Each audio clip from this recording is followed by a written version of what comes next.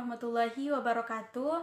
Sebelumnya terima kasih kepada Dek Salsa yang telah bersedia menjadi konselor dalam pembuatan bimbingan konseling yang akan saya lakukan. Nah, kakak mau tanya, adek tahu nggak apa itu bimbingan konseling? Gak tahu kak. Nah, jadi bimbingan konseling itu ialah kegiatan yang dilakukan oleh konselor kepada konseli. Di sini kakak sebagai konselor dan adek sebagai konseli. Nah, kakak mau tanya, adek ada nggak atau permasalahan ataupun kesulitan yang adek hadapi selama persekolahan? Ada kak, kesulitan mengerjakan tugas dan tidak sekolah.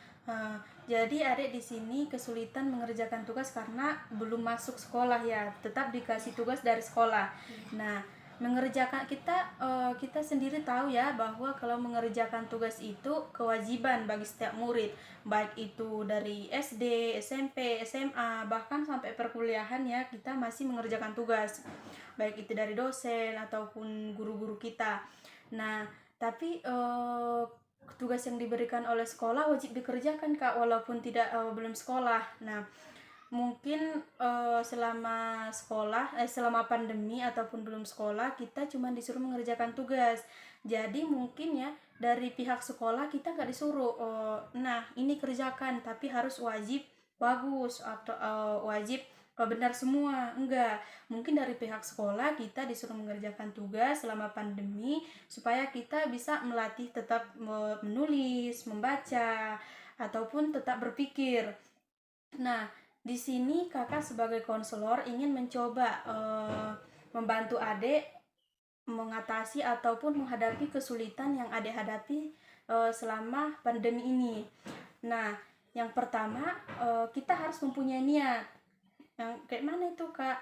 Kita harus mempunyai niat dulu, kita harus punya mood yang baik dalam mengerjakan tugas. Nah, contohnya kan adik masih walaupun gak sekolah SD ya, tapi masih sekolah ini kan, sekolah ngajinya sore.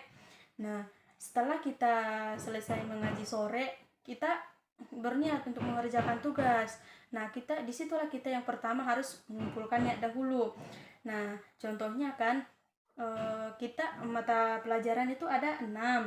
Nah, jadi kita harus mempunyai niat, nanti hari Selasa saya mau mengerjakan matematika, Rabu saya harus mengerjakan penjas gitu. Nah, jadi di sini kita harus mempunyai niat dahulu supaya kita bisa mengerjakan tugas itu dengan lancar.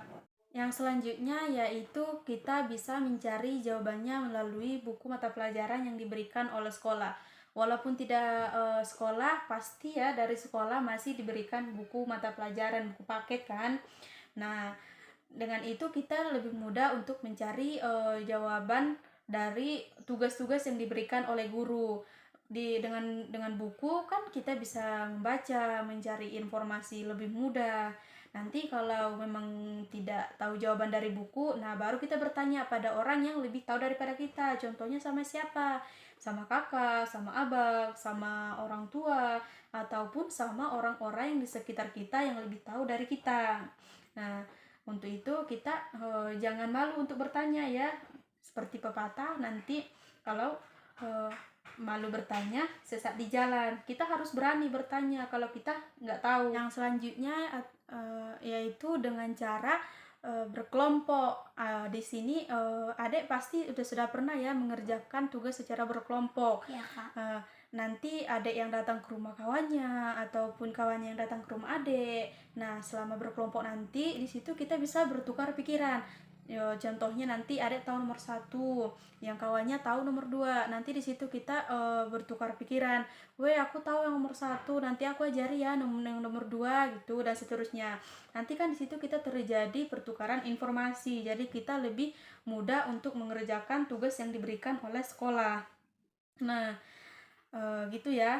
Jadi harus kita yakini, harus kita ketahui bahwa setiap kesulitan pasti ada jalan keluarnya, dan jangan pernah putus asa gitu ya dek. Semoga apa yang kakak jelaskan, apa yang kakak berikan hari ini, adek bisa mengamalkannya ataupun mengajarkannya kepada kawan-kawan yang lain, begitu ya. Iya kak. Jadi terima kasih telah bersedia menjadi konselor dalam bimbingan konseling yang kakak lakukan.